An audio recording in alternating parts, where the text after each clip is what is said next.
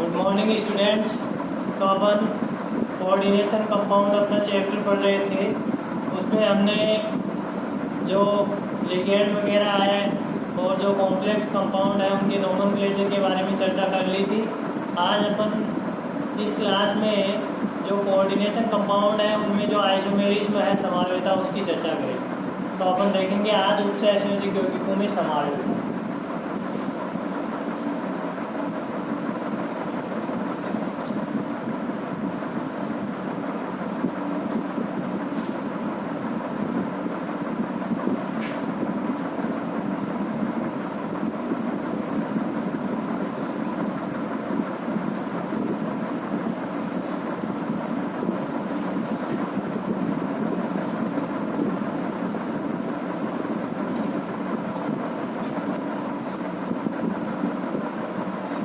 देखो, उपसहसंयोजक यौगिकों की अगर अपन समावेता की बात करें तो समावेता इसमें अगर समावेता के अपन प्रकार की चर्चा करें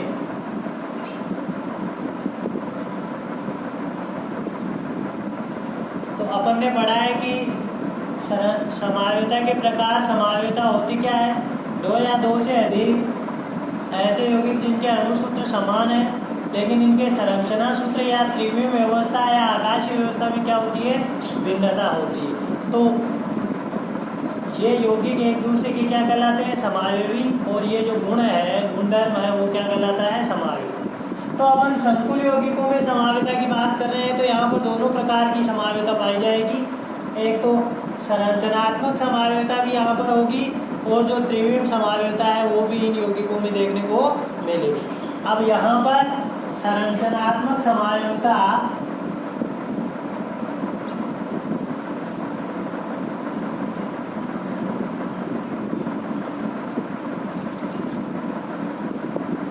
उपसहसंयोजक यौगिकों में संरचनात्मक समावेता भी पाई जाएगी और यहाँ पर त्रिविमीय समावेता भी इन यौगिकों में देखने को।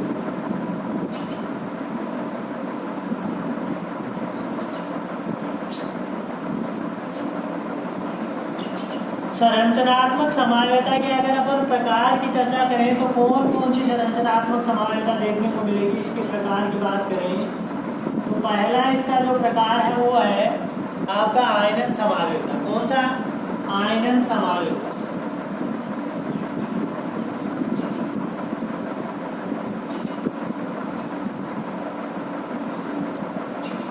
दूसरा है हाइड्रेट समावेता।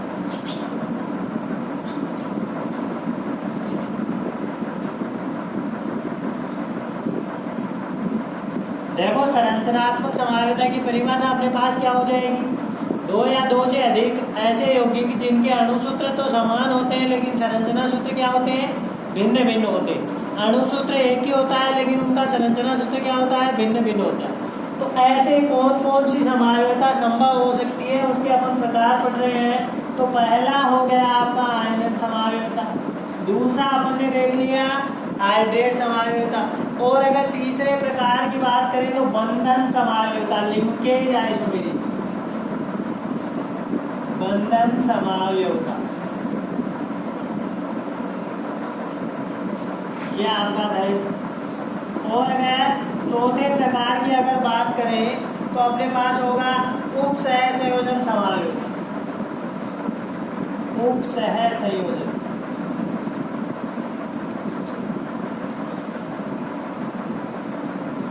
समावेता। और पांचवा आपका जो प्रकार है वो है लिगेंड समावेता।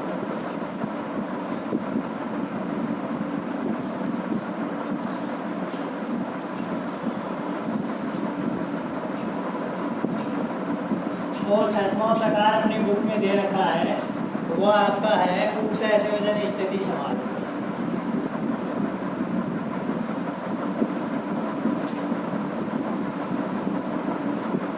स्थिति समावेता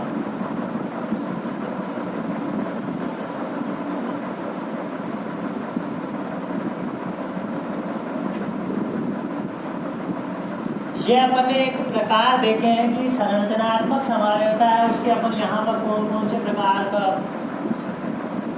अध्ययन करेंगे, उन सब के लिए अपन ने देख लिया। अब त्रिविम समायोता की अगर बात करें तो यहाँ पर दो प्रकार की समायोता अपन पढ़ेंगे, ज्यामितीय समायोता और प्रकाशिक समायोता।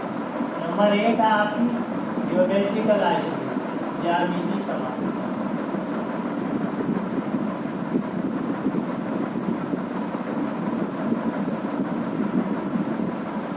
और इसी का दूसरा प्रकार है आपका प्रकाशिक, ऑप्टिकल आइसोमेट्री, प्रकाशिक समायोता।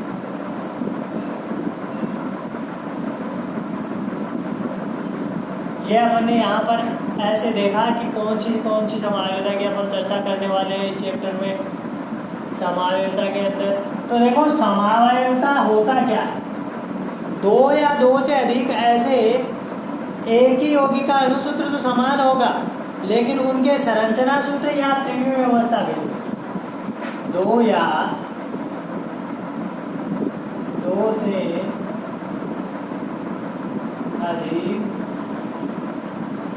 यौगिक जिनके अणुसूत्र क्या होते हैं, समान। अणुसूत्र समान परंतु संरचना सूत्र या आकाशीय व्यवस्था भिन्न भिन्न होती है।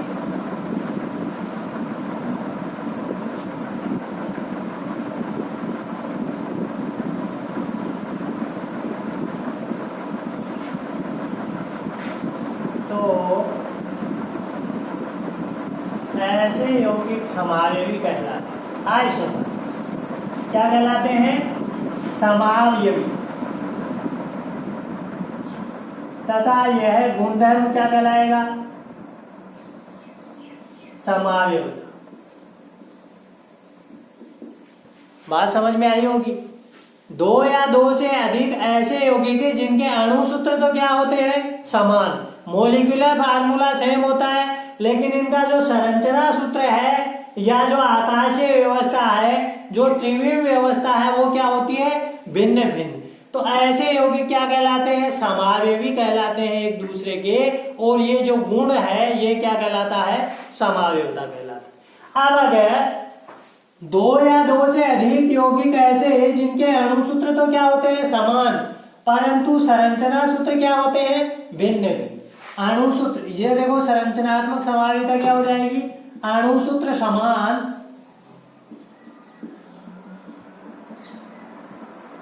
परंतु संरचना सूत्र क्या होगा, भिन्न। संरचना सूत्र क्या होगा, भिन्न।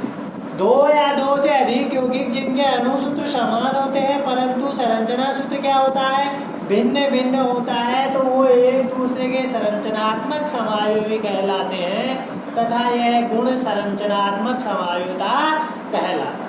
अब अगर अपन त्रिविम समावयवता की बात करें तो त्रिविम समावयवता में देखो क्या होता है, दो या दो से अधिक यौगिक जिनके अणुसूत्र समान होते हैं और संरचना सूत्र भी क्या होते हैं, समान। अणुसूत्र भी समान, संरचना सूत्र भी समान। देखो यहाँ पर इसको मैं लिखना चाहूंगा, अणुसूत्र भी क्या होते हैं, समान। और क्या समान होगा, संरचना सूत्र, स्ट्रक्चर फार्मूला भी सेम होगा। संरचना सूत्र समान परंतु जो उनकी 3D व्यवस्था है, त्रिविम व्यवस्था है, आकाशीय व्यवस्था है, वो क्या होती है, हाँ, आकाशीय व्यवस्था क्या होती है, उसमें जो भी अणु परमाणु लगे हुए हैं उनकी जो आकाशीय व्यवस्था है वो क्या होती है, भिन्न भिन्न होती है। तो इस प्रकार की समावयवता को अपन क्या बोलेंगे, त्रिविम समावयवता। अरे दो या दो से अधिक यौगिक जिनके अणुसूत्र समान होते हैं परंतु संरचना सूत्र भिन्न भिन्न होते हैं तो उसे संरचनात्मक समावयवता में शामिल करेंगे। और दो या दो से अधिक यौगिक जिनके अणुसूत्र और संरचना सूत्र समान होते हैं परंतु उनकी जो त्रिविम व्यवस्था है, आकाशीय व्यवस्था है, स्पेशियल अरेंजमेंट है, 3D अरेंजमेंट है, उनमें क्या होती है, भिन्नता होती है, तो उसे क्या कहा जाएगा, उसे कहा जाएगा त्रिविम समावयवता। क्या कहा जाएगा, त्रिविम समावेश। अब अपन यहीं से शुरू करेंगे अपनी संरचनात्मक समावेशता से। तो संरचनात्मक समावेशता ये है, इसको आप यहाँ पर एक बार इसको स्टॉप करके ये परिभाषा अगर लिखना चाहे तो लिख सकते हैं, बाकी आपको डिस्क्रिप्शन बॉक्स में मिल जाएगी। अभी अपना जो टेलीग्राम चैनल है वो बन रहा है, आपको 1-2 दिन में जो नोट्स हैं वो मिल जाएंगे। यूट्यूब चैनल के डिस्क्रिप्शन लिंक में संबंधित वीडियो। देखो आयनन समावेशता की अपन चर्चा करते हैं। तो आयनन समावेशता से नाम से स्पष्ट हो रहा है कि ऐसे यौगिक जिनके अणुसूत्र तो क्या होंगे, समान। भाई वो तो परिभाषा में आ गया, अणुसूत्र समान होते हैं, परंतु जलीय विलयन में आयनित होने वाली स्पीशीज क्या होती है, भिन्न भिन्न होती है। 2 या 2 से अधिक ऐसे यौगिक जिनके अणुसूत्र समान होते हैं, परंतु जलीय विलयन में आयनित या वियोजित होने वाली स्पीशीज क्या होती है, भिन्न भिन्न होती है। तो उसे अपन क्या बोलेंगे, उन दोनों को आयनन समावेश बोलेंगे, और यह गुण क्या कहलाएगा, आयनन समावेशता कहलाएगा। इसके उदाहरण की अगर अपन बात करें तो CONH3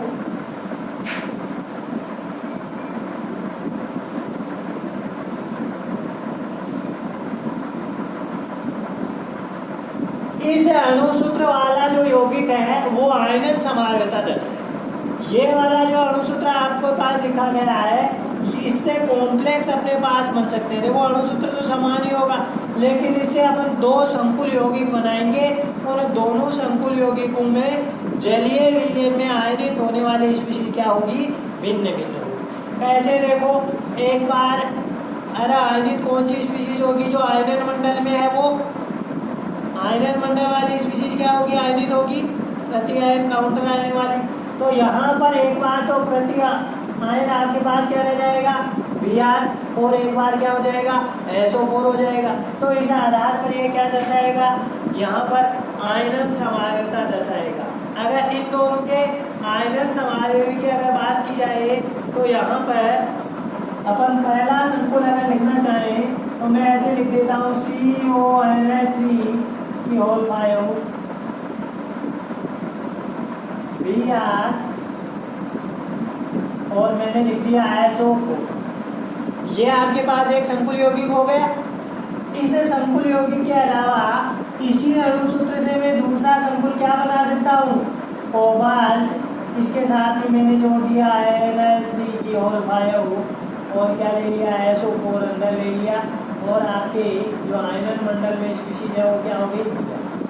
तो यहाँ से आप लोग देख कर समझ सकते हो कि नहीं, जब ये जलीय विलयन में आयनित या वियोजित होगा तो कौन सा आयन देगा, अरे SO4 - 2 आयन देगा।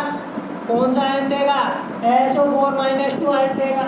देखो ये इसके आयनन की बात कर रहे हैं अपन, इस विलयन में जलीय विलयन, तो कौन से आयन देगा, ये देगा आपको CONH3 Br, इसके साथ में SO4। अरे बात समझ में आई कि नहीं आई, ये दोनों आयन अपने पास बचे।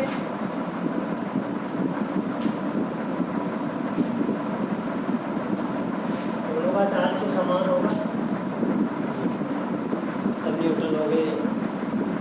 ये आपके पास कॉम्प्लेक्स धनायन बना, और वो क्या बन गया, सामान्य ऋणायन बन गया। तो इस प्रकार से ये अपने आयनों में टूटेगा। अब देखो अगर इसके आयनन की बात की जाए या वियोजन की बात की जाए तो इसमें क्या बनेगा, कोबाल्ट NH3 SO4, और संकुल के बाहर वाली स्पीशीज आयनित होगी। कौन सी, बाहर वाली। तो यहाँ पर कौन आयनित होगा बताओ, अरे कौन सा आयनित होगा, ब्रोमीन आयन होगा।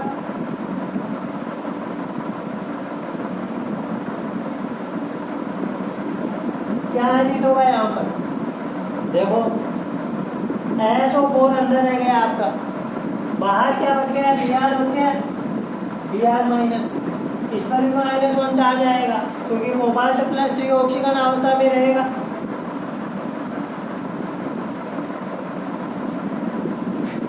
प्लस धनायन है कॉम्प्लेक्स, कॉम्प्लेक्स धनायन है, पॉजिटिव आ जाएगा।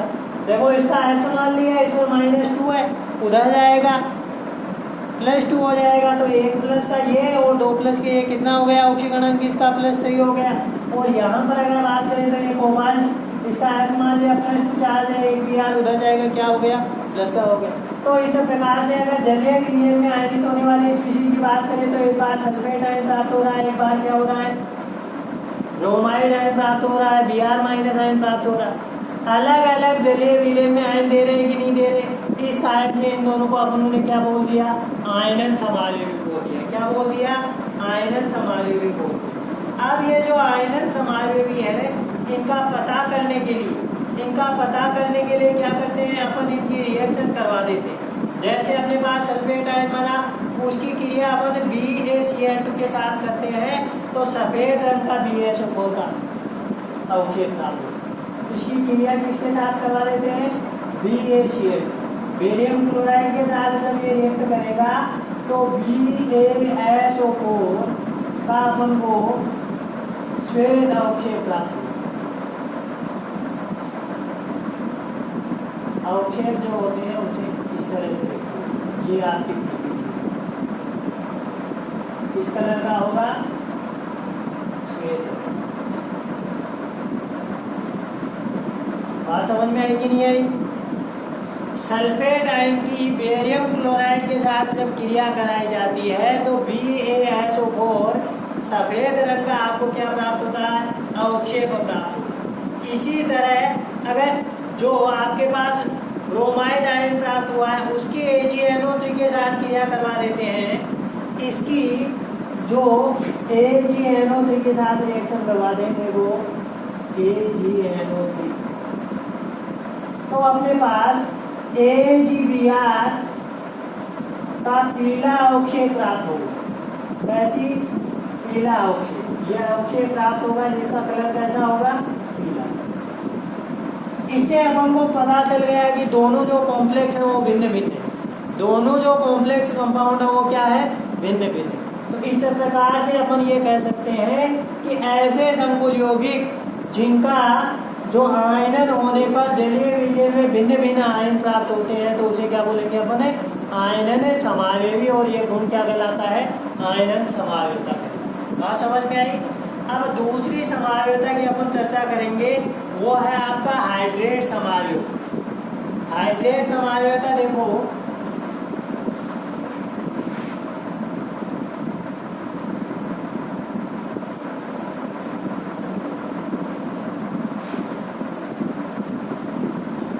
अरे ये वाला यौगिक है वो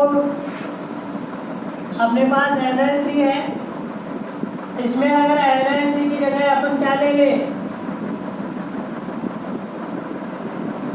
H2O ले लें,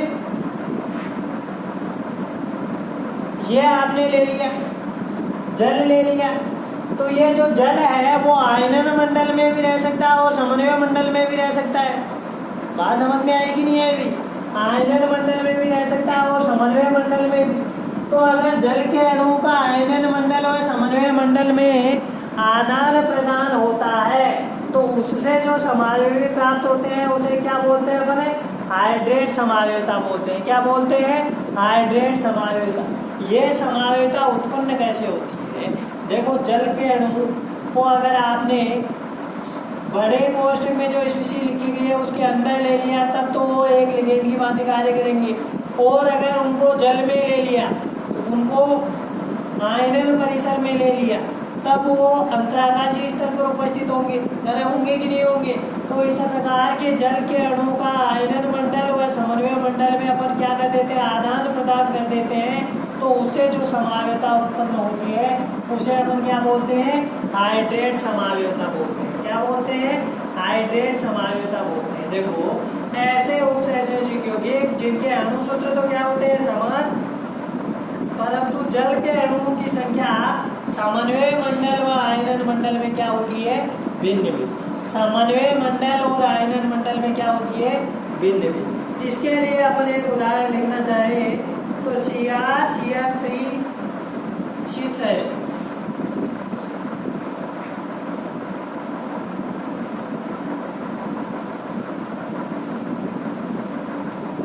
ये मैंने एक ही अणुसूत्र लिखा है ना, लेकिन इस अणुसूत्र से मैं 2-3 यहाँ पर उपसहसंयोजक यौगिक लिख दूंगा, जिनका अणुसूत्र तो क्या होगा, यही होने वाला है, लेकिन इनके क्या होंगे, संरचना सूत्र क्या होंगे, भिन्न भिन्न होंगे। देखो कैसे, इसके आधार पे मैंने जो पहला कंपाउंड लिखा वो इस तरह से लिख दिया CrH2O। मेरे पास लिगेंड है वो कितने हो गए, 6, और मेरे पास जो 3 Cl थे उनको किस कहाँ पर ले लिया मैंने, आयनन मंडल में ले लिया। तो ऐसा संकुल बन सकता है कि नहीं इससे, अरे बन सकता है।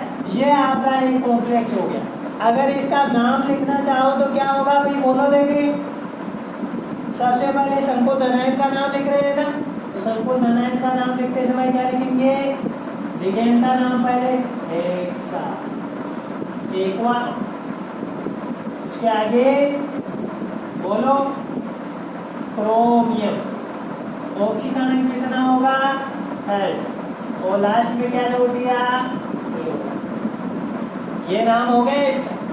अब इसी से मैं दूसरा इसका हाइड्रेट समावेशी अगर बनाना चाहूँ तो वो कैसे बनेगा, देखो Cr मैंने H2O के अंदर 5 अणु लिए अब की बार, और एक अणु मैंने किसका ले लिया, Cl ले लिया, Cl ले लिया, तो Cl2 बाहर आ गया और एक H2O इसके अंतरागाशी स्थल में आ गया।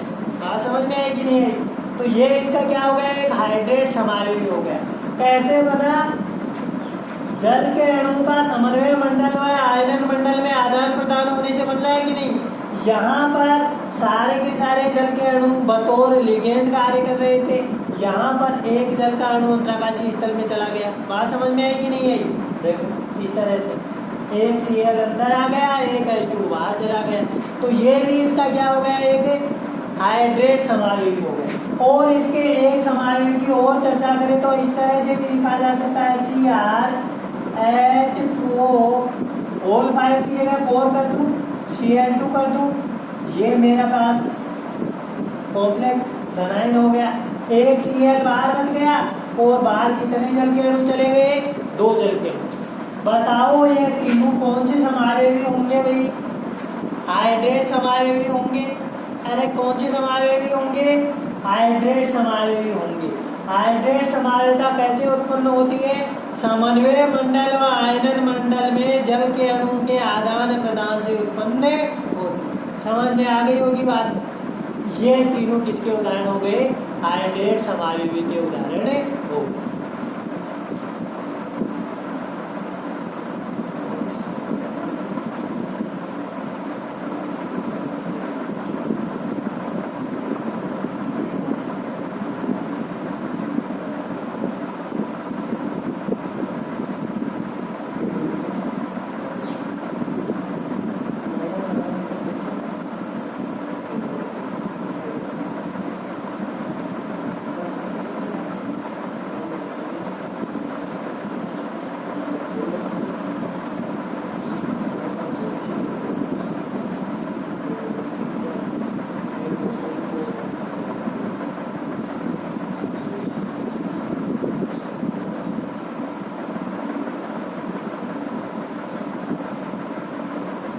ये हो गई आपकी हाइड्रेट समावेशिता। 2 समावेशिता आपने देख ली। आयनन समावेशिता देखो, इसमें अणुसूत्र समान होते हैं परंतु जलीय विलयन में आयनित होने वाली स्पीशीज भिन्न भिन्न होती है। दूसरी समावेशिता हाइड्रेट समावेशिता, ऐसे संकुल यौगिक जिनके अणुसूत्र समान होते हैं परंतु जल के अणुओं का आयनन मंडल और समन्वय मंडल में आदान प्रदान होता है, तो इस प्रकार की समावेशी क्या कहलाते हैं, हाइड्रेट समावेशी। अब अपन देखते हैं बंधन समावेशी। देखो जो बंधन समावेशिता है ना, वो बंधन समावेशिता कौन से, उभय तंतुक एक तंतुक लिगेंड दर्शाते हैं। ऐसे एक तंतुक लिगेंड जो क्या हो, उभय तंतुक, यानी इनमें दाता परमाणु क्या हो सकता है, भिन्न भिन्न हो सकता है। एक बार में उपसहसंयोजक बंध तो एक ही बनाते हैं, लेकिन दाता परमाणु कौन से हो सकते हैं, यहाँ पर कार्बन हो जाए या फिर नाइट्रोजन परमाणु दाता हो जाए, तो उस हिसाब से जो समावेशिता है वो क्या हो गई, आपकी बंधन समावेशिता। बंधन समावेशिता के लिए मेन बात आपको क्या ध्यान में रखनी है, ऐसे यौगिक जिनमें उभय तंतुक लिगेंड उपस्थित, ऐसे संकुल यौगिक जिनमें उभय तंतुक लिगेंड उपस्थित हो, अर्थात दाता परमाणु भिन्न भिन्न हो। ऐसे संकुल यौगिक जिनमें उभय तंतुक लिगेंड उपस्थित होता है तो उनमें केंद्रीय धातु परमाणु के साथ उपसहसंयोजक बंध बनाने वाला परमाणु क्या हो जाता है, भिन्न भिन्न। और वो कौन सी समावेशता प्रदर्शित करते हैं, बंधन समावेशता, लिंकेज आइसोमेरिज्म। इसमें आपको जितने भी उभय तंतुक लिगेंड दे रखे हैं उनमें से अगर कोई सा भी लिगेंड आपके पास उपस्थित है तो वो कौन सी समावेशता दर्शाएगा, कौन सी समावेशता दर्शाएगा, बंधन समावेशता। देखो इसमें तो अगर कोई आयन आपके पास दे रखा है समन्वय मंडल में, आयनन मंडल में, तो वो अगर आदान प्रदान होगा तो देख लेंगे कौन सी समावेशता, आयनन समावेशता होगी। जल के अणु अगर ज्यादा दे रखे हैं और आयनन मंडल में भी कुछ दे रखा है तो जल के अणु बाहर जा सकते हैं, क्योंकि समन्वय संख्या अगर संतुष्ट हो गई तो बाकी के अणु बाहर निकाल सकते हैं। तो वहाँ पर ये हाइड्रेट समावेशता बता सकते हैं। और ये बंधन समावेशता में क्या होगा, कहीं पर अगर आपको एम्बिडेंटेड उभय तंतुक लिगेंड दे दे, उभय तंतुक लिगेंड अगर किसी संकुल में दे रखी है तो वहाँ पर आप लोग क्या समझ जाओगे कि यहाँ पर कौन सी समावेशता उपस्थित होती है, बंधन समावेशता उपस्थित होगी। अर्थात इन यौगिकों में उभय तंतुक लिगेंड उपस्थित होता है। देखो इसकी परिभाषा क्या होगी बंधन समावेशता की, ऐसे यौगिक, ऐसे संकुल यौगिक जिनमें उभय तंतुक लिगेंड उपस्थित होते हैं उनमें केंद्रीय धातु परमाणु के साथ उपसहसंयोजक बंध बनाने वाला जो परमाणु है वो क्या हो जाता है, भिन्न भिन्न हो जाता है। तो इस प्रकार की समावेशता को क्या बोलते हैं अपने, बंधन समावेशता। क्या बोलते हैं, बंधन समावेशता। अगर इसके उदाहरण की अगर अपन बात करें तो इसका उदाहरण आपके पास है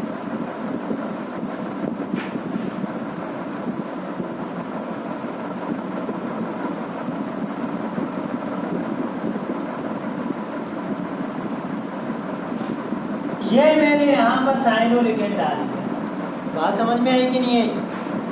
CrH2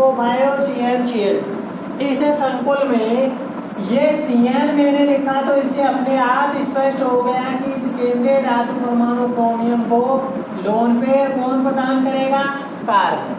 अब अगर Cn आपका लिगेंड है तो उसका क्या नाम होता है, साइनो। और अगर यहाँ पर इसी उभय तंतुक लिगेंड में अगर दाता परमाणु भिन्न होता तो इसको Cn की जगह क्या लिख देते, NC लिखते। क्या लिखते, NC लिखते। देखो इसका अगर मैं बंधन समावेश भी बनाऊं तो वो आपके पास हो जाएगा H2O5N। ये दोनों एक दूसरे के क्या है, बंधन समावेशी है। क्या है, बंधन समावेशी। ऐसे उपसहसंयोजक यौगिक जिनके अणुसूत्र समान हो लेकिन केंद्रीय धातु परमाणु से कोई उभय तंतुक लिगेंड जुड़ा हुआ होता है तो केंद्रीय धातु परमाणु को लोन पेयर दान करने वाला आधार उपसहसंयोजक बंध बनाने वाला क्या होता है, परमाणु भिन्न भिन्न हो जाता है। तो इस प्रकार की समावेशी क्या कहलाते हैं, बंधन समावेशी। अब इसका नाम भी आप लोग लिख सकते हो, नामकरण तो आपको सिखाई दिया है। कैसे लिखते हैं, देखो ये आपके पास जो लिगेंड है वो एक्वा हो गया और ये क्या है, साइनो।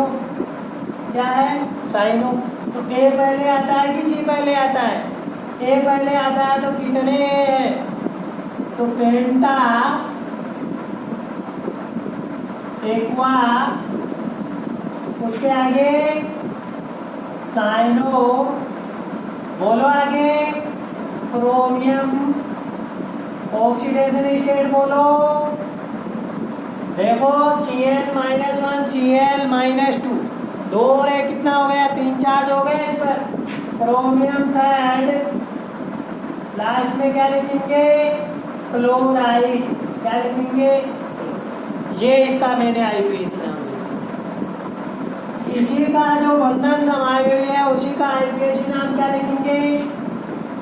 अरे देखो साइनो की जगह क्या होगा आपकी बार, आइसो साइनो होगा, लेकिन आई से पहले यही तो आता है तो वैसे लिखा जाएगा पेंटा एक्वा। समझ गए? ये क्या हो गया आगे, आइसोसाइनो। आइसोसाइनो क्या हो गया, क्रोमियम। आगे कौन सा ऑक्सीडेशन स्टेट है इसका बोलो, वही होगा ऑक्सीडेशन स्टेट तो क्रोमियम है। उसके आगे क्लोराइड। ये इसका आपने आईपीएसी नाम दिया। तो इस तरह से आप अब जो बंधन समायोगिता है, लिंकेज आइसोमेरिज्म है, उसको आराम से आइडेंटिफाई कर सकते हो इस तरह से कि जो आपके पास यहाँ पर केंद्रीय धातु परमाणु के साथ उपसंयोजक बंध बनाने वाला जो परमाणु है वो क्या होता है, भिन्न भिन्न। अब ऐसा जरूरी नहीं है कि कहीं पर आप एक समायोगिता बता देते हो किसी संकुल में तो उसमें दूसरी वाली समायोगिता नहीं हो सकती, यहाँ पर हो सकती। इसमें मेरे को ये बताओ कि हाइड्रेट समायोगिता हो सकती है क्या? अरे इसमें हाइड्रेट समायोगिता इस संकुल यौगिक में हो सकती है क्या?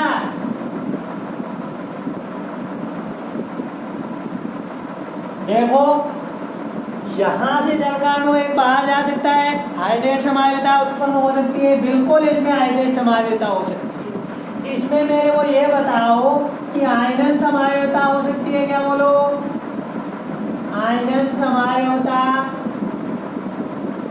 आयनित होने वाली स्पीशीज भिन्न भिन्न हो सकती है क्या? हो सकती है। यहाँ पर जो क्लोराइड आयन है वो आयनित होगा, जबकि Cl- आयनो आयन भी बाहर आ सकता है, यानी इसमें आयरन समायोगिता भी उपस्थित हो सकती है। अरे इसमें बंधन समायोगिता हो सकती है क्या? बंधन समायोगिता तो है ही, उभय तंतुक लिगेंड आपको अगर मिल जाता है तो वहाँ पर कौन सी समायोगिता उपस्थित होगी? बंधन समायोगिता। तो इस प्रकार से किसी एक ही कॉम्प्लेक्स में एक से अधिक आइसोमेरिज्म भी संभव हो सकती है। नेक्स्ट आइसोमेरिज्म की बात करें तो वो है आपकी उपसह संयोजन समायोगिता। कौन सी समायोगिता है? उपसह संयोजन समायोगिता। देखो उपसह संयोजन समायोगिता की अगर बात करें तो उपसह संयोजन समायोगिता वो यौगिक दर्शाते हैं जिनमें संकुल ही तो धनायन हो, संकुल ही क्या हो, ऋणायन। अर्थात संकुल धनायन और संकुल ऋणायन के मध्य जो लिगेंड है उनका आदान प्रदान होने से जो समायोगिता उत्पन्न होती है उसे क्या बोलेंगे अपने? उपसह संयोजन समायोगिता। अर्थात संकुल धनायन व संकुल ऋणायन के मध्य लिगेंड के आदान प्रदान से उत्पन्न समायोगिता क्या कहलाएगी? उपसह संयोजन समायोगिता कहलाएगी। क्या कहलाएगी? उपसह संयोजन समायोगिता। देखो इसके अगर एग्जाम्पल की अपन चर्चा करें तो इसका एग्जाम्पल अपने पास है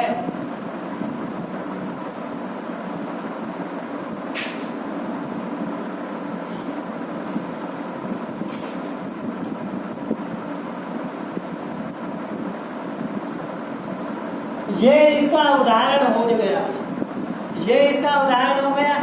अपन ने क्या लिखा? अपन ने एक उदाहरण लिख दिया इसका CONH3 की OH CrNH3 की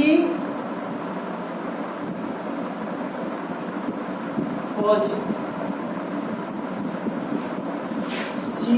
CONH3 CrCH। ये किसका उदाहरण हो गया? इसे संकुल का उदाहरण हो गया। अब देखो ये वाला जो संकुल यौगिक है इसमें संकुल ही धनायन है और संकुल ही ऋणायन है। अरे संकुल धनायन और संकुल ऋणायन हुआ कि नहीं हुआ? अरे देखो इस पर मैंने +3 चार्ज लगा दिया, उस पर -3 चार्ज लगा दिया। अरे लगाया कि नहीं लगाया? रे इस पर +3 चार्ज लगाया यानी ये संकुल पर आवेश हो गया। संकुल पर आवेश क्या होता है? केंद्रीय धातु परमाणु और लिगेंड पर उपस्थित आवेश का बीजगणितीय योग होता है। तो निकाल लो इस केंद्रीय धातु परमाणु का ऑक्सीकरण, कंसीडर किया +0 बराबर प्लस, यानी केंद्रीय धातु परमाणु का ऑक्सीकरण कितना आ गया? प्लस। अरे इसमें केंद्रीय धातु परमाणु क्रोमियम का ऑक्सीकरण का Y कंसीडर किया और कितने Cl 6 जुड़े हुए हैं तो 6 पर -6 चार्ज हो गया। अरे हुआ कि नहीं हुआ? बराबर संकुल पर चार्ज कितना? -3। Y बराबर 6 - 3 कितना हो गया? 3। बात समझ में आई कि नहीं आई? तो इस तरह से अगर आपको ऑक्सीडेशन अंक किसी संकुल धनायन और संकुल ऋणायन में निकालना है तो ऐसे निकालते हैं।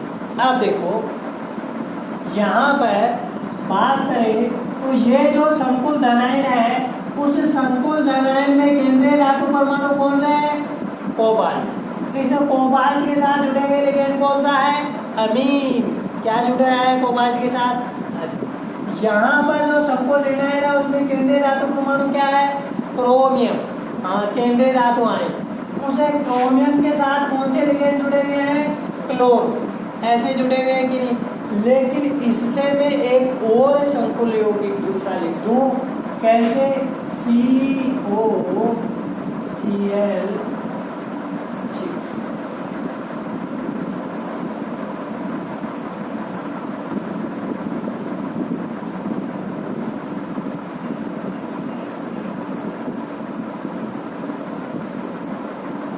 बताओ, संकुल धनायन और संकुल ऋणायन ही है और जो केंद्रीय धातु परमाणु है उनसे जुड़े हुए लिगेंड भिन्न भिन्न हुए कि नहीं हुए रे? अरे भिन्न भिन्न हो गए। पहले वाले संकुल की अगर बात करें तो उसमें कोबाल्ट से क्या जुड़ा हुआ है? अमीन जुड़ा हुआ है। अरे दूसरे संकुल की बात करें तो इसमें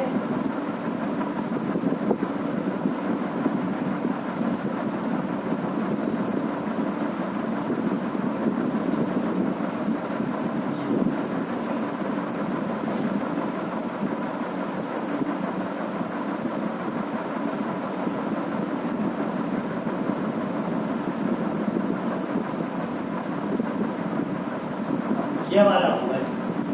समझ गए? उसमें क्या है? ऑक्सीडेशन संतुष्ट नहीं होता, ऑक्सीडेशन नंबर नहीं निकल पाता, ये होगा। इसमें अगर बात करें, इस संकुल में अगर अपन बात करें तो क्रोमियम आपके पास है, उसके साथ क्या जुड़ गया? अरे अमीन जुड़ गया। उसमें क्रोमियम के साथ क्लोरो जुड़ा हुआ था, तो ये इसका संकुल यौगिक हो गया। ये इसका कौन सा हो गया? उपसहसंयोजन समावयवी हो गया। अगर इसकी बात करें तो कोबाल्ट के साथ क्या जुड़ा हुआ है? अमीन। इसमें कोबाल्ट के साथ क्या जुड़ गया? क्लोर। समझ गए? अब मैं आपको बताता हूँ कि इसको मैंने इस तरीके से क्यों लिखा, जो पहले लिखा था वो क्यों नहीं होगा। देखो, आपने अगर ऐसे ही कर दिया सीधा ही CR6 कर दिया इसके साथ में और उधर क्या लिख दिया? CONH CR6 ऐसे कर, तो ये आपका क्या हो गया? धनायन हो गया।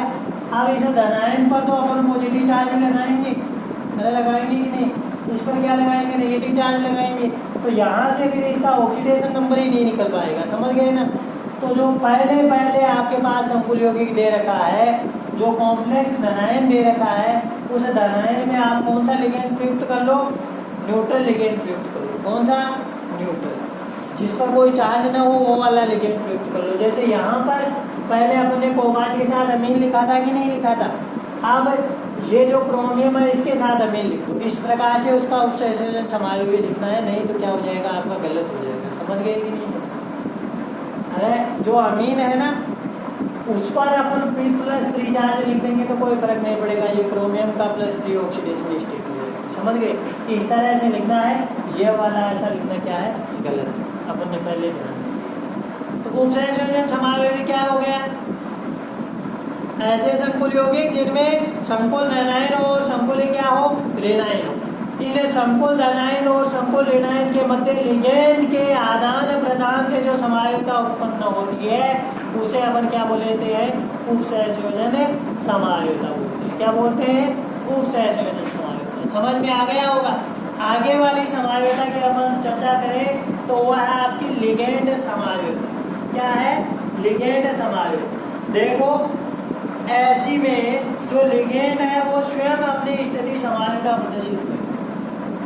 लिगेंड समावयविता में केंद्रीय धातु परमाणु या धनायन से जुड़े हुए लिगेंड स्वयं की स्थिति समावयविता प्रदर्शित करे। देखो कैसे? यहाँ पर मान लीजिए किसी संकुल में कोई लिगेंड जुड़ा हुआ है आपका क्लोरोफेनिल। क्या जुड़ा हुआ है? क्लोरोफेनिल। तो उसके अंदर फेनिल के अंदर क्लोरो जुड़ने की संभावना अलग अलग हो सकती है। बात समझ समझ में आ गई? यहाँ पर क्लोरो जुड़ जाए या फिर ये जो क्लोरो जुड़ा हुआ है वो दूसरी जगह जुड़ जाए, इस स्थिति पर भी जुड़ सकता है क्लोरीन। और इसी क्लोरो को अगर आप कहाँ पर जोड़ दें, ये फेनिल हो गया, ये यहाँ पर, तो अलग अलग पोजीशन हो गई ना भाई। लिगेंड है, ये जुड़ेगा किसके साथ? केंद्रीय धातु परमाणु के साथ। लेकिन ये लिगेंड खुद की स्थिति समावयवता अगर किसी संकुल में प्रदर्शित कर रहा है तो उसे क्या बोलते हैं अपने? लिगेंड समावयवता बोलते हैं। ऐसे संकुल यौगिक, ऐसे उपसंयोजक यौगिक जिनमें लिगेंड स्वयं की स्थिति समावयवता प्रदर्शित करता है उसे अपन क्या बोलेंगे? लिगेंड समावयवता बोलेंगे। क्या बोलेंगे? लिगेंड समावयवता बोलते हैं। अब देखो इसका नाम की अगर बात करें तो ये आपका क्या हो गया? 2-क्लोरोफेनिल हो गया। अरे ये 1 ये 2, तो इसका नाम क्या हो गया? 2-क्लोरोफेनिल।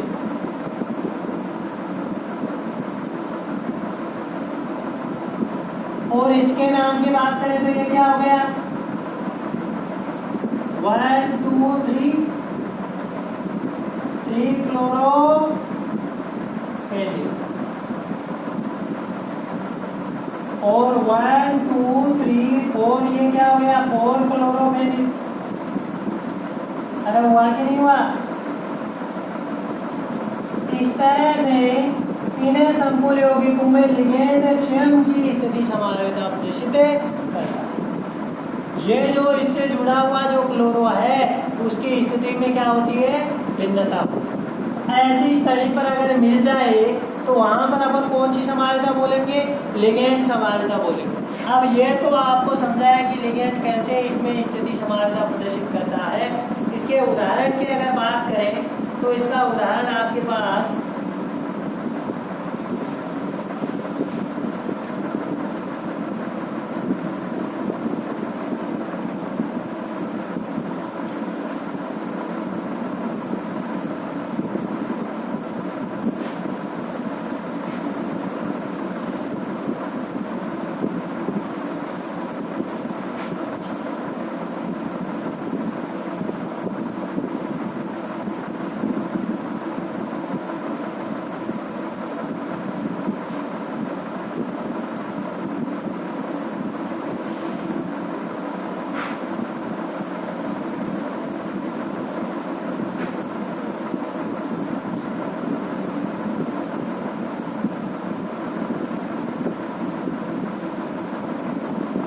ये आपका 2-क्लोरोफेनिल है भाई।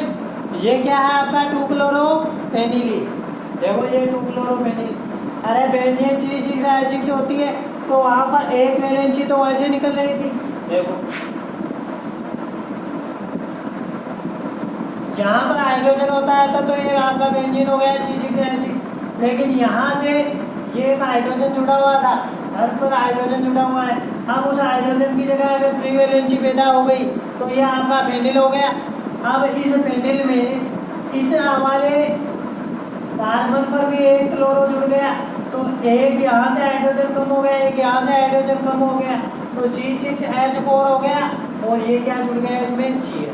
तो ये आपका है 2-क्लोरोफेनिल। क्या है? 2-क्लोरोफेनिल। अब देखो सूत्र यही रहेगा, इसमें 2 की जगह क्या हो सकता है? कंडीशन 3 हो सकती है या फिर क्या हो सकती है? 4 भी हो सकती है। देखो CrNH3 की होल बायो और ये आपके पास हो गया C6H4Cl। 2 की जगह कितनी हो गई? ये सब कुछ धनायन हो गया और इसके आगे क्या जोड़ दिया? तो देखो लिगेंड जो जुड़ा हुआ है वो लिगेंड खुद की स्थिति समावयवता प्रदर्शित करता है। इसमें जो क्लोरो समूह जुड़ा हुआ है उसकी पोजीशन केवल और केवल चेंज हो रही है। तो यही अंतर है देखो दोनों में। तो ये क्या हो गया आपका? ऊपर लिगेंड समावयवता। क्या हो गया? लिगेंड समावयवता। इसमें इसका एक समावयवी और बन सकता है CrNH3 C6H4 Cl। कौन सी कंडीशन पर आ जाए? 4 नंबर कार्बन पर आ जाए। बात समझ में आ गई? इस प्रकार से अपने इसका नाम लिख सकते। आप देखो कैसे, इसका अगर नाम लिखेंगे तो आपका क्या हो गया, देखो ये अमीन ए से शुरू होगा, यानी पहले इसी का नाम लिखा जाएगा। तो क्या नाम होगा, पेंटा अमीन। ये 4 क्लोरोफेनिल हो गया। अब इस 4 क्लोरोफेनिल को कोष्टक में लिख दो, 4 क्लोरोफेनिल।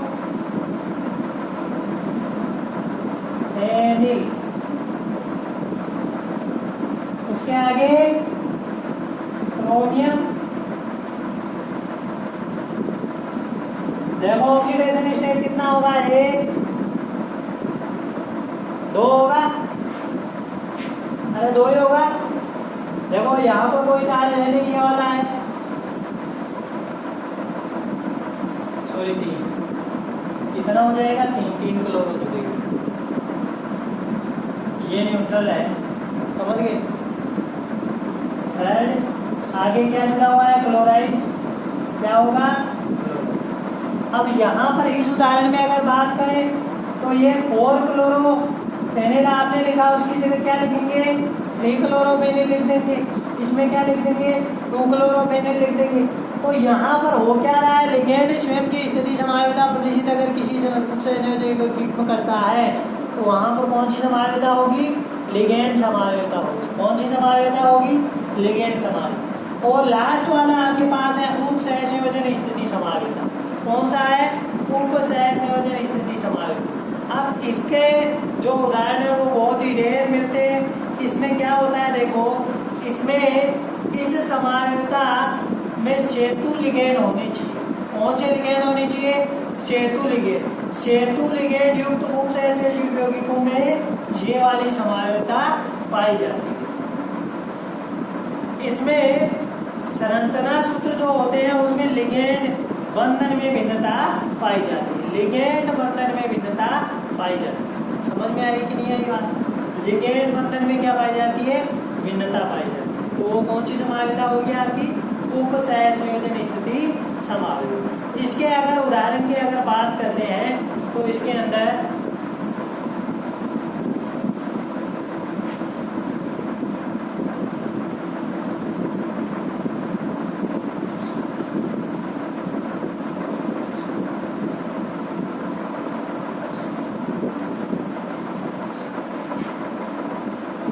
ये जो कोबाल्ट है ये सेतु लिगेंड से जुड़ेगा, इसके पास NH3 जो लिगेंड है अमीन है वो जुड़ेगी। बात समझ में आई।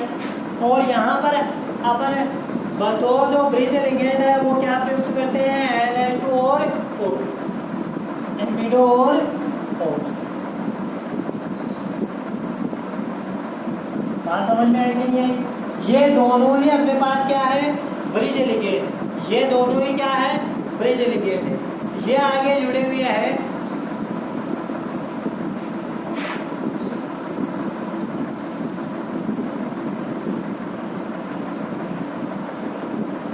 ये आपका संकुल है। बात समझ में आएगी नहीं आई। इसी में समायोजिता प्रदर्शित होगी, इसी में क्या होगी, समायोजिता प्रदर्शित होगी। देखो कैसे, इस पर +2 चार्ज, इतना चार्ज है +2। यहाँ पर ध्यान देना थोड़ी सी, उप सहसंयोजन स्थिति समायोजिता इसमें उपस्थित है। देखो कैसे, उप सहसंयोजन स्थिति समायोजिता दर्शाने के लिए ब्रिज लिगेंड होना अनिवार्य है। आप देखो इसमें ये वाला नंबर 1 जो कोबाल्ट परमाणु धनायन है और ये नंबर 2, इसमें केवल और केवल अमीन जुड़े हुए हैं चारों लिगेंड। बाकी NH2- और O2- दोनों में कॉमन है। अरे है कि नहीं है। अब यहाँ से क्या कर देते हैं, इसी में ये जो संकुल धनायन है इसी में ट्रांसफर हो रहा है। देखो एक Cl2 इधर आ जाए और एक NH2 को मैं उधर रिप्लेस कर दूं, ऐसा हो सकता है कि नहीं भाई। देखो यहाँ पर 4 और 2 6 हो गया, वहाँ पर 2 और 2 4 और 2 6 हो गया। समन्वय संख्या तो 6 हो गई।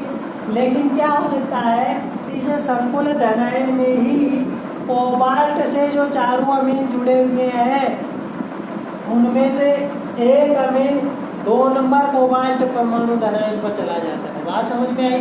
देखो कैसे इसका अगर उपसंयोजन स्थिति समायोजकता का संकुल अपन ड्रा करें तो यहाँ पर CONH3 कितने जुड़े हुए हैं? कितने? 4। तो 4 की जगह मैंने कितने कर दिए? 3 और एक Cl इधर ले आए। बात समझ में आई कि नहीं आई? एक Cl क्या ले लिया मैं? इधर लेके आ गया। अब इससे ये आपके ब्रिज लिगेंड जुड़ गए।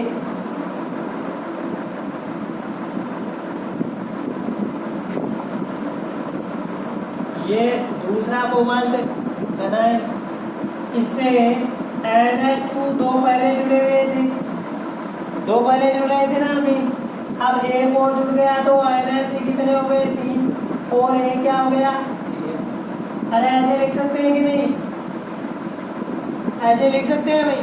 क्या किया है देखो, आपके पास यहाँ पर ब्रिज लिगेंड थे, उन ब्रिज लिगेंड से जुड़े हुए 2 जोनों धातु धनायन थे, उन धातु धनायनों पर उपस्थित लिगेंड का परस्पर क्या कर दिया? आदान प्रदान कर दिया।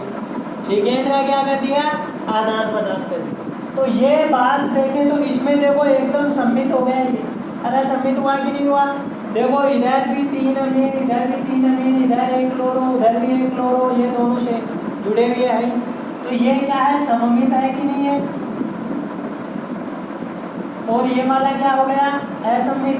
असम्मित है, इधर 4 अमीन जुड़े हुए, उधर 3 ही है, इधर 2 क्लोरो फालतू, इधर एक ही क्लोरो नहीं है। तो ये क्या है? असम्मित। तो इस तरह से अगर कोई भी ब्रिज संकुल आपके पास आ जाए तो उस ब्रिज संकुल में देखकर अपन ये बता सकते हैं कि यहाँ पर उप सहसंयोजन स्थिति समायोजिता होगी या नहीं। आज समझ में आई कि नहीं आई?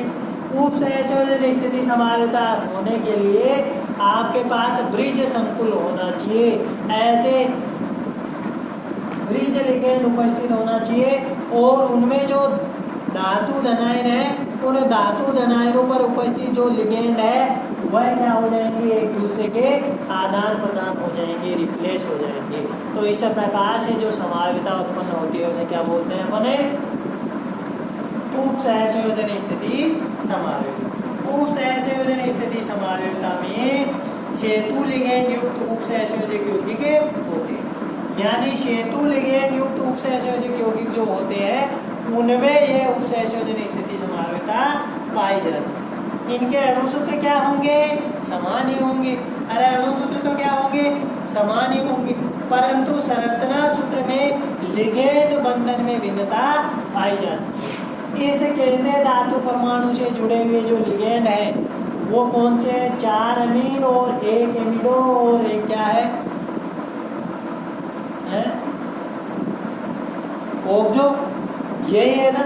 जबकि यहाँ पर अलग अलग हो गए। अरे यहाँ पर चारों अमीन ही थे, बाकी है तो इसमें भी है और उसमें भी है। इसमें चारों अमीन की जगह 3 अमीन और 1 क्लोरो हो गया। तो ये लिगेंड बंधन में भिन्नता हुई कि नहीं हुई? तो ऐसी किस्में पाई जाती है जिसमें ब्रिज लिगेंड जुड़े हुए होते हैं, सेतु लिगेंड युक्त उप सहसंयोजक यौगिकों में पाई जाती है। तो यहाँ पर अपन ने कौन सी समायोजिता देख ली है? संरचनात्मक समायोजिता देख। संरचनात्मक समायोजिता के अपन ने प्रकार देख। अब देखो इनको एक बार फिर से समराइज कर। संरचनात्मक समायोजिता को अपन यहाँ पर एक बार फिर से थोड़ा थोड़ा समराइज कर लेते हैं। देखो कैसे। अगर पहली संरचनात्मक समायोजिता की परिभाषा की बात की जाए तो संरचनात्मक समायोजिता किसे कहते हैं? 2 या 2 से अधिक ऐसे यौगिक जिनके अणुसूत्र समान होते हैं परंतु संरचना सूत्र भिन्न भिन्न होते हैं तो उसे अपन क्या बोलेंगे? संरचनात्मक समायोजी। और ये जो गुण है वो संरचनात्मक समायोजिता कहलाता है। अगर पहले अपना आयनन समायोजिता की बात करें तो आयनन समायोजिता 2 या 2 से अधिक ऐसे संकुल यौगिक जिनके अणुसूत्र क्या होते हैं? समान, परंतु जलीय विलयन में आयनित होने वाली स्पीशीज क्या होती है? भिन्न भिन्न होती है। तो इसे क्या बोलते हैं अपन?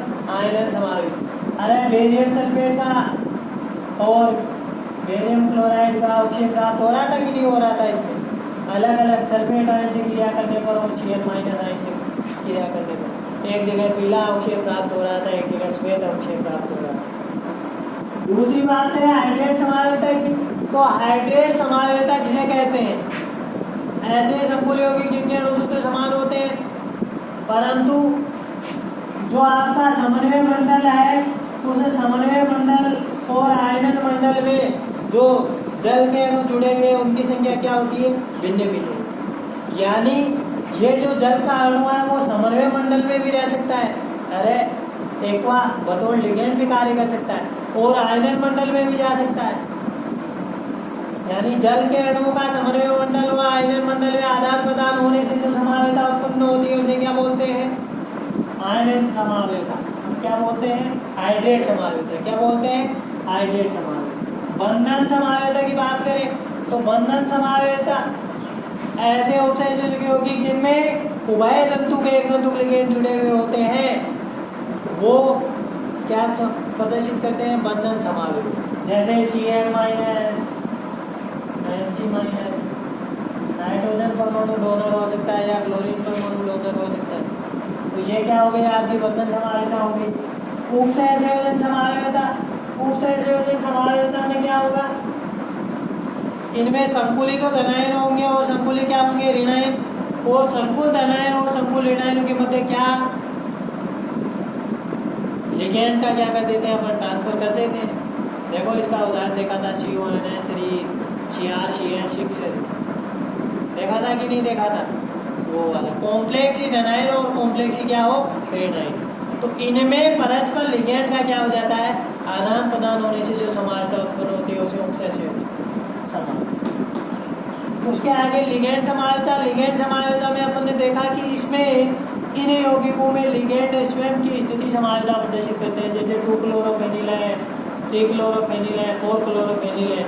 तो अगर ऐसा लिगेंड जुड़ा हुआ है तो वहाँ पर लिगेंड समावेता हो जाएगी। और उपसंयोजन स्थिति समावेता की अपन ने बात की, तो उपसंयोजन स्थिति समावेता ऐसे लिगेंड जिनमें सेतु लिगेंड जुड़े होते हैं, ऐसे उपसंयोजक यौगिक जिनमें सेतु लिगेंड उपस्थित होते हैं, तो इनमें जो केंद्रीय धातु परमाणु है ऊंचे जुड़े हुए लिगेंड हैं उनके बंधन में भिन्नता पाई जाती है। जैसे इधर देखा था चारों अमीन जुड़े हुए थे, जो ब्रिज लिगेंड थे वो तो सेम ही थे। फिर उधर से एक क्लोरो इधर आ गया था, आया था कि नहीं था? आया था। तो इस प्रकार से जो समावेता होती है उसको अपन ने क्या बोल दिया था? उपसंयोजन स्थिति समावेता। तो ये अपनी संरचनात्मक समावेता कंप्लीट होती है। अब अपन किसके बात करेंगे? त्रिविम समावेता की बात करेंगे। किसकी बात करेंगे? अब अपन त्रिविम समावेता में दो समावेता की बात करेंगे। उसके दो प्रकार होते हैं, एक तो ज्यामितीय समावेता और एक प्रकाशिक समावेता। कौन कौन सी समावेता की बात करेंगे? ज्यामितीय और प्रकाशिक। Geometrical isomerism and the optical isomerism. देखो त्रिविम,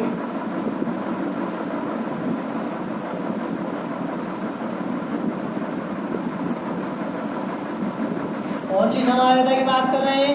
त्रिविम समावेता। तो त्रिविम समावेता के दो प्रकार हो गए। पहला तो कौन सा है? बोलो, अभी तो बता रहे थे, ज्यामितीय समावेता।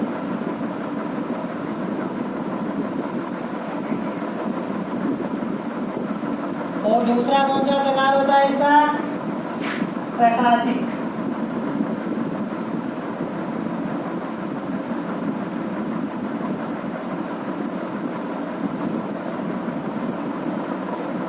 Optical isomerism. और ये कौन सी हो गई? Geometrical isomerism. बात समझ में आ गई? अब देखो ये जो त्रिविम समावेता है इसे स्टीरियो आइसोमेरिज्म बोलते हैं। क्या बोलते हैं? Stereo isomerism. ज्यामितीय जो समावेता है उसकी परिभाषा क्या होगी? डेफिनेशन देखो, ऐसे होगी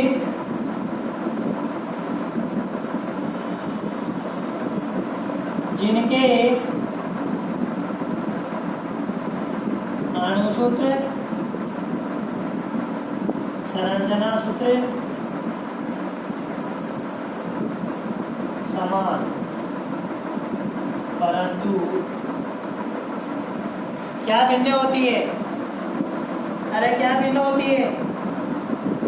अणुसूत्र संरचना सूत्र समान होते हैं, परंतु क्या भिन्न होती है?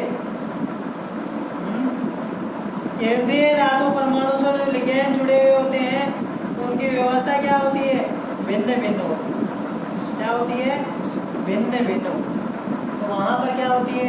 ज्यामिति समावेता और प्रकाशिक समावेता।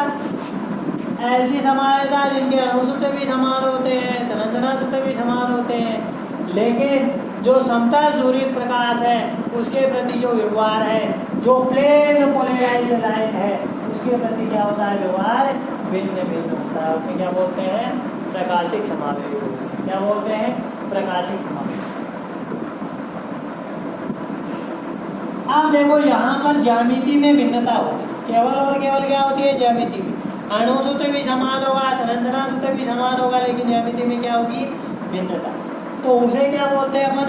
ज्यामिति समावेश बोलते हैं। त्रिविम विन्यास में भिन्नता होती है। क्या होती है? त्रिविम विन्यास में भिन्नता होती है। उसे अपन क्या बोलते हैं? ज्यामिति समावेश, ज्योमेट्रिकल आइसोमेरी। तो इस ज्यामिति समावेशता की अपन चर्चा करते हैं। उस ज्यामिति समावेशता की अपन चर्चा देखो करते हैं, लेकिन उससे पहले यह देखते हैं कि कौन कौन से यौगिकों में ज्यामिति समावेशता होगी, कौन से में नहीं।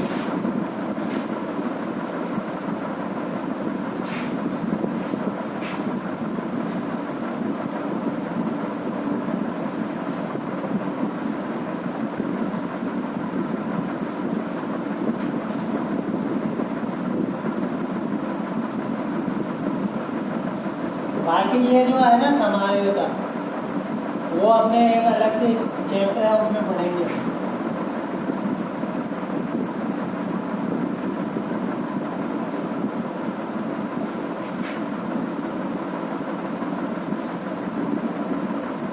देखो, इसको समझने के लिए सबसे पहले अपने पास थोड़ा सा नॉलेज होना चाहिए। देखो कैसे, कौन कौन सी संकुल यौगिक ज्यामिति समावेशता प्रदर्शित करेंगे, कौन से नहीं करेंगे। अपने किताब में थोड़ा इसमें कम दे रखा है, लेकिन इसको समझने के लिए अपन यह वाला भी देखो। अगर कहीं पर समन्वय संख्या किन्हीं यौगिकों में अगर 2 होती है तो उसकी शेप कैसी होगी? लीनियर होगी। कैसी शेप होगी? लीनियर। यानी ये यहाँ पर सेंट्रल मेटल एटम होगा या आयन होगा, इसके एक तरफ लिगेंड दूसरी तरफ लिगेंड जुड़ा हुआ रहेगा, रहेगा कि नहीं है? तो यहाँ पर ये ज्यामिति समावेशता प्रदर्शित नहीं हो पाएगी, क्योंकि हर स्थिति में देखें तो इनके मध्य कितना कोण होगा? 180 डिग्री का होगा। यानी ये ज्योमेट्रिकल आइसोमेरी में शो नहीं करेगा। समन्वय संख्या 2 वाले जो संकुल यौगिक है वो कभी भी ज्यामिति समावेशता प्रदर्शित नहीं करेगा। और अगर कोऑर्डिनेशन नंबर 3 आपके पास है तो उसकी ज्यामिति कैसी होगी रे? अरे त्रिकोणीय होती है कि नहीं होती है? ऐसा कोई त्रिकोण बनता है। ये सेंट्रल मेटल आयन या एटम हो गया, इस पर एक लिगेंड जुड़ गया, दूसरा जुड़ गया, तीसरा जुड़ गया। अरे बोलो, देखे बॉन्ड कितना बनेगा? इतना बॉन्ड होगा। अरे 360 का कोण होता है, ये इनके मध्य कितना होता है? 120 डिग्री। तो इन दोनों को अगर रिप्लेस कर देंगे, देखो इसको L1 मान लो, इसको L2 मान लो, अगर इन दोनों को रिप्लेस करेंगे, ये L2 यहाँ लाए, L1 यहाँ लाए, तो भी इन दोनों के मध्य L2 और L के मध्य कितना कोण बनेगा? 120 डिग्री का कोण बनेगा। यानी ये भी ज्योमेट्रिकल आइसोमेरी में नहीं शो कर सकता, नहीं शो कर सकता। आप अगर कोऑर्डिनेशन नंबर 4 की बात करें, समन्वय संख्या 4 की बात करें, 4 का मतलब क्या हो गया? यहाँ पर केंद्रीय धातु परमाणु से कितने कोऑर्डिनेट बॉन्ड बन रहे हैं? 4 बंद बन रहे हैं। तो इन 4 के लिए मैंने आपको बताया था कि 2 प्रकार की ज्यामिति संभव हो सकती है। कौन कौन सी ज्यामिति हो सकती है? एक तो इसकी ज्यामिति कैसी हो सकती है, बताओ? चतुष्फलकीय हो सकती है। कैसी हो सकती है? टेट्राहेड्रल शेप हो सकती है। कैसी हो सकती है? चतुष्फलकीय। अरे देखो ना, आपने पंखा देखा होगा, पंखा ऐसे ऊपर की तरफ लगा रहता है, उसे 3 तारें नीचे निकली हुई रहती हैं। अब उन तीनों तारों को थोड़ा सा नीचे की तरफ घुमा दो, बात समझ में आ गई? उनको नीचे की तरफ घुमा दो इतना कि उनके मध्य बॉन्ड कितना बन जाए, 109 डिग्री 28 मिनट का बन जाए। फिर अगर कहीं से भी कोण देखोगे, एंगल देखोगे तो आपको 109 28 दिखेगा सारा का सारा। तो फिर इनको अगर कन्वर्ट करेंगे तो कोई ज्योमेट्री में फर्क नहीं पड़ेगा। वहाँ समझ में आएगी नहीं आई? तो ये वाली जो साइज है, जो समन्वय संख्या 4 वाला sp3 हाइब्रिडाइजेशन है, वो भी कभी भी क्या नहीं प्रदर्शित करता है, आपका ज्यामितीय समावेता प्रदर्शित नहीं। वहाँ समझ में आएगी नहीं आई? और अगर आप लोग बात कर लो समन्वय संख्या 4 की, और उसमें कौन सी उसमें बात कर लो इसकी ज्यामिति कैसी हो, स्क्वायर प्लेनर हो, वर्ग समतलीय, ऐसी अगर ज्यामिति आपके पास है तो वो वाला प्रदर्शित करेगा कि नहीं करेगा? रे ज्यामिति समावेता प्रदर्शित करेगा। क्या करेगा? प्रदर्शित करेगा। यहाँ पर सेंट्रल मेटल एटम हो गया, इसे 1 2 3 4 ऐसे चारों जुड़ गए। आप देखो जहाँ कहीं भी आपको जो बॉन्ड है वो 90 डिग्री दिखाई दे तो उसको अपन शीश पोजीशन बोलेंगे। क्या बोलेंगे? शीश। और 90 डिग्री नहीं दिखे और 180 डिग्री दिखे, यानी आमने सामने दिखे, तो उसे क्या बोलेंगे अपन? ट्रांस। क्या बोलेंगे? ट्रांस। क्या बोलेंगे? ट्रांस। क्या बोलेंगे? शीश और ट्रांस का पता चल गया। शीश का मतलब होता है समकक्ष और ट्रांस का मतलब क्या होता है? ट्रांस का मतलब क्या होता है? आप देखो शीश की आप लोग बात करो तो देखो मैंने इसको बनाया ऐसे है, इसको मैं ऐसे भी बना सकता हूँ। देखो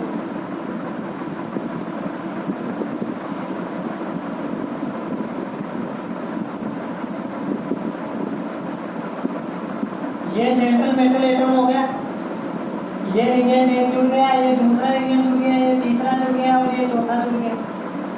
अब अगर एक की 2 से बात की जाए तो बीच में कितना बॉन्ड बन रहा है? 90 डिग्री का बनेगा। अरे वर्ग बना दिया, ये देखो मैंने वर्ग बनाया है। इस वर्ग में अगर इन कोण की बात करें तो ये भी 90 डिग्री होगा, ये भी 90 डिग्री, ये भी 90 डिग्री और ये भी 90 डिग्री होगा कि नहीं होगा? सारे कोण 90 डिग्री के होंगे।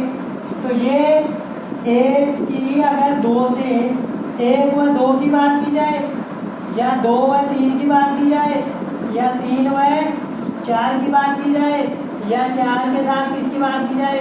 1, तो ये सारे के सारे समकक्ष होंगे कि विपक्ष? बताओ। समकक्ष होंगे। सब में 90 डिग्री का एंगल है, यानी ये कौन से समावेगी होंगे? समकक्ष समावेगी। कौन से होंगे? समकक्ष समावेगी होंगे। बात समझ में आ गई? और अगर आप ऐसे बात करो 1 की 3 के साथ या 2 की किसके साथ? 4 के साथ, तो ये कौन से हो जाएंगे? विपक्ष। कौन से हो जाएंगे? विपक्ष। बात समझ में आई कि नहीं आई? ये बात हो गई। अब ये समन्वय संख्या 4 वाला है, वो ज्यामितीय समावेता प्रदर्शित करता है। अब कैसे कैसे करेगा उसकी चर्चा अपन कर लेंगे। और अगर मेरे पास समन्वय संख्या 6 की बात ही करेंगे, क्योंकि बुक में ये दे रखा है, समन्वय संख्या 6 होती है तो वो भी ज्यामितीय समावेता प्रदर्शित करेगा। वो भी क्या करेगा? ज्यामितीय समावेता प्रदर्शित करेगा। यानी आपको ये बात तो हमेशा ध्यान में रखनी है, समन्वय संख्या 4 हो और आपका संकुल अगर इस तरह का बन रहा हो, चतुष्फलकीय बन रहा है, तो वो कभी भी ज्यामितीय समावेता प्रदर्शित नहीं करता। क्यों नहीं करेगा? क्योंकि सारे के सारे बंधकोण क्या होते हैं? समान होते हैं। सारे के सारे बंधकोण क्या होते हैं? समान। अगर आपके पास समन्वय संख्या है कितनी है? 4 है, और अगर आपका वर्ग समतलीय संकुल बन रहा है या DsP2 संकलन हो रहा है, तो उस स्थिति में क्या करेगा? वो ज्यामितीय समावेता दर्शाएगा। क्या दर्शाएगा? ज्यामितीय समावेता दर्शाएगा। आप देखो कौन कौन से प्रकार होते हैं उसकी अपन चर्चा। अपन समन्वय संख्या 4 की बात ही कर रहे हैं भाई, इसकी बात कर रहे हैं समन्वय संख्या 4। और समन्वय संख्या 4 में भी कौन सी ज्यामिति? वर्ग समतलीय। कौन सी? वर्ग समतलीय, क्योंकि जो आपकी चतुष्फलकीय ज्यामिति है वो तो प्रदर्शित करती ही नहीं है। अब वर्ग समतलीय में देखो कौन कौन से प्रकार हो सकते, देखो ध्यान देना। अरे देखो ये मेरा सेंट्रल मेटल एटम हो गया, उसके साथ अगर चारों लिगेंड है वो एक ही है, चारों एक ही लिगेंड यानी एक ही लिगेंड 4 बार जुड़े, तो वो यौगिक ज्यामिति समायोजन प्रदर्शित करता है क्या?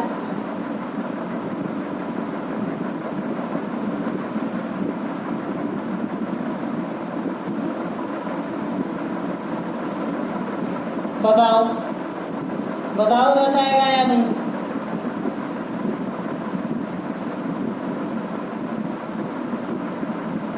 NiCO4 इसमें निकेल है केंद्रीय धातु, उससे जुड़ा हुआ लिगेंड है, मान लीजिए वो कौन सी ज्यामिति बना रहा है, वर्ग समतलीय ज्यामिति बना रहा है, तो वो यहाँ पर शो करेगा क्या? करेगा। देखो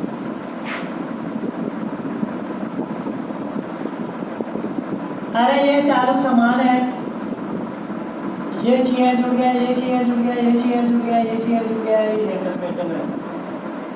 अब इसको यहाँ लाएंगे तो क्या फर्क पड़ने वाला है, इसको यहाँ ले जाएंगे तो क्या फर्क पड़ने वाला है? चारों समान होंगे तो एक दूसरे से हमेशा 90 डिग्री का कोण ही बनाएंगे, बनाएंगे कि नहीं बनाएंगे? अरे इनमें अपन विभेद नहीं कर पाएंगे कि ये इसके शीश होगा कि ट्रांस होगा, बात समझ में आई कि नहीं आई?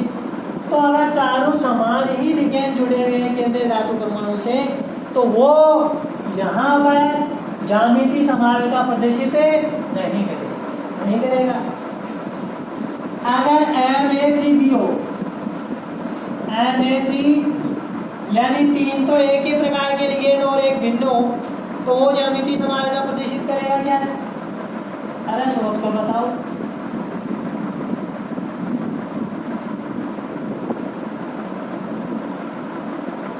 बताओ ये ज्यामिति समायोजन प्रदर्शित कर सकता है क्या?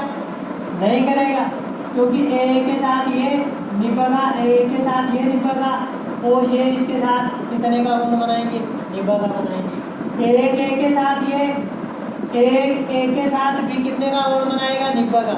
तो अगर दूसरा भी बना दो, जैसे इस बी को यहाँ बैठा दो,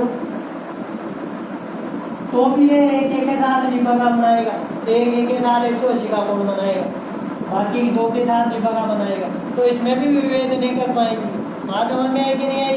यानी ये भी ज्योमेट्रिकल आइसोमेरिज्म नहीं दर्शाएगा। मेरा बात समझ में आई कि नहीं आई? कैसे दर्शाएगा बोलो? एक ही अलग जुड़ा हुआ है, कैसे इसको आइडेंटिफाई करो? अगर ऐसा प्रकार हो Ma2B, तो ये ज्योमेट्रिकल आइसोमेरिज्म दर्शा सकता है क्या? देखो कैसे, ये M जुड़ गया, A2 और B2 प्रकार हो गया, Ma2B2 हो गया। अब ये देखो, ये ज्यामिति समायोजन दर्शाएगा क्या? बिल्कुल सही दर्शाएगा। समान प्रकार के लिगेंड के मध्य कोण कितना है? निभेगा। निभेगा है तो शीश रूप होगा, निभेगा है तो क्या होगा? शीश। समान प्रकार के लिगेंड के मध्य कोण कितने का? निभेगा। तो ये क्या हो जाएगा? शीश रूप। अब इसका मैं इसको अगर शीश नाम दूं तो इसका ट्रांस रूप कैसे बना सकता हूँ? ये ए बैठा दिया, इसके सामने ए बैठा दिया, बी के सामने बी बैठा दिया, ये क्या हो गया? इसका ट्रांस रूप। तो Ma2B2 प्रकार क्या दर्शाएगा? ज्यामिति समायोजन दर्शाएगा। बात समझ में आई कि नहीं आई? अरे आई कि नहीं आई समझ में? अब अगर दूसरे प्रकार की बात की जाए, जैसे आपके पास Ma2BC, यानी A2 तो का मतलब तो दो लिगेंड तो समान जुड़े हुए हैं, जैसे Cl जुड़ गए, जबकि दो भिन्न हैं, जैसे एक जगह Br जुड़ गया और एक तरह जगह I जुड़ गया, ऐसा मैंने लिख दिया। तो ये भी दर्शाएगा क्या? बिल्कुल दर्शाएगा, ये भी दर्शाएगा। अब इसमें कैसे निर्धारित करेंगे?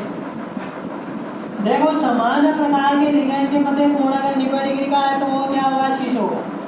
और अगर समान प्रकार के लिगेंड के मध्य कोण कितने का हो? 180 डिग्री का, तो वो क्या हो जाएगा? ट्रांस। समझ गए ना? समान को देखकर निर्धारित कर लेंगे।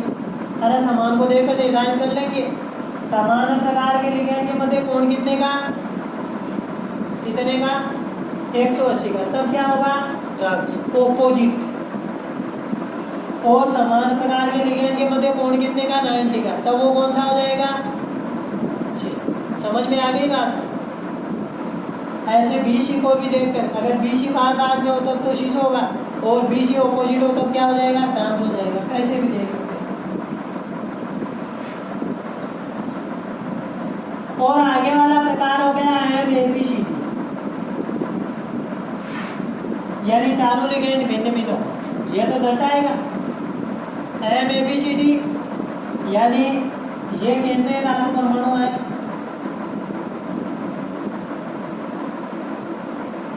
इस पर चारों लिगेंड भिन्न भिन्न जुड़ी हुई है, तो ये भी ज्यामितीय समानता दर्शाएगा।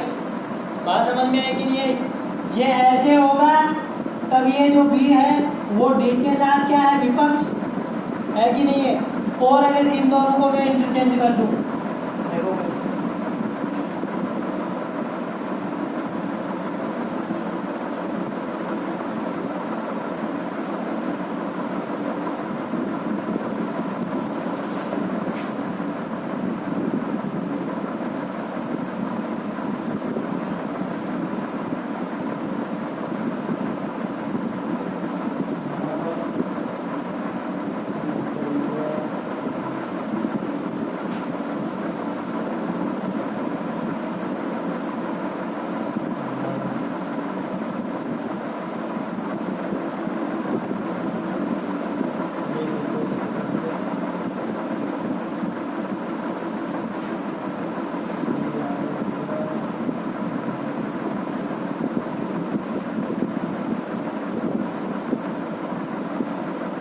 ये मैंने इसके समावेश बना दी। ए को स्थिर रख लो किसी को, बाकी को क्या कर दो रोटेट कर दो।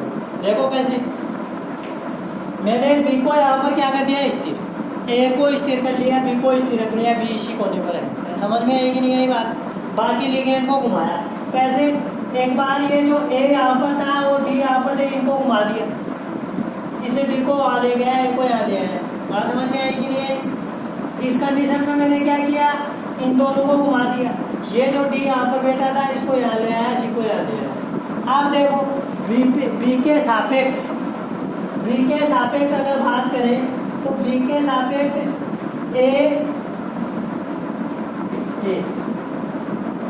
ए इसमें सी से, ए इसमें भी सी से। बात समझ में आई कि नहीं आई? ए इसमें क्या है ट्रांस। बात समझ में आई कि नहीं आई?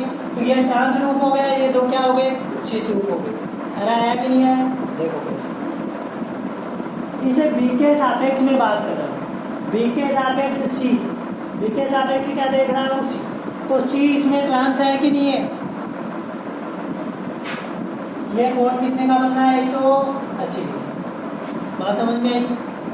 इसमें बी से अगर सी का कोण देखो तो कितना 90 डिग्री, कितना है 90 डिग्री। इसमें अगर बी से सी का कोण देखो तो कितना है 90 डिग्री।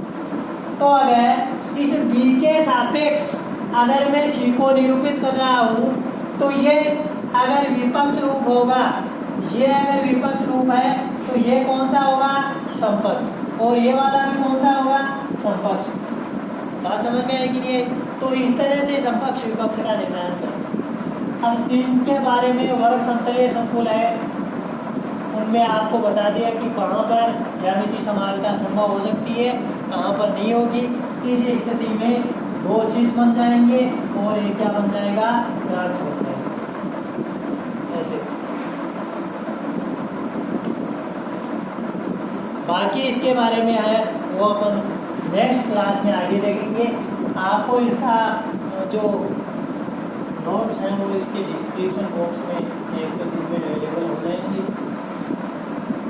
बाकी आप अपनी बुक से हैं वो इसको घर जाकर पढ़ा करो, घर पर ही रहते हो, घर जाकर तो क्या पढ़ोगे, इसको अच्छे से पढ़ा करो, बुक को पढ़ा करो, क्योंकि बुक में जो मैटर दे रखा है, जो लैंग्वेज दे रखी है वो अति उत्तम है, उससे अच्छे नोट्स आपको कहीं पर अवेलेबल नहीं हो सकते। बहुत अच्छा मैटर अपने बुक में दे रखा है, तो उस बुक से पार्ट को पढ़ेगा और ये पार्ट बहुत बहुत काम का है। आप में से आगे कोई अगर मेडिकल एग्ज़ाम या इंजीनियरिंग एग्ज़ाम की तैयारी करेगा तो तो उनके पॉइंट ऑफ व्यू भी ये जो चैप्टर है वो बहुत काम का है। इस पर आधारित 5% के लगभग पूछ लेता है कोई भी कंडीशन। तो आपको समझ में आया होगा। और अपन जो नेक्स्ट क्लास होगी उसमें अपन इसे आगे कंटिन्यू करेंगे। Thank you.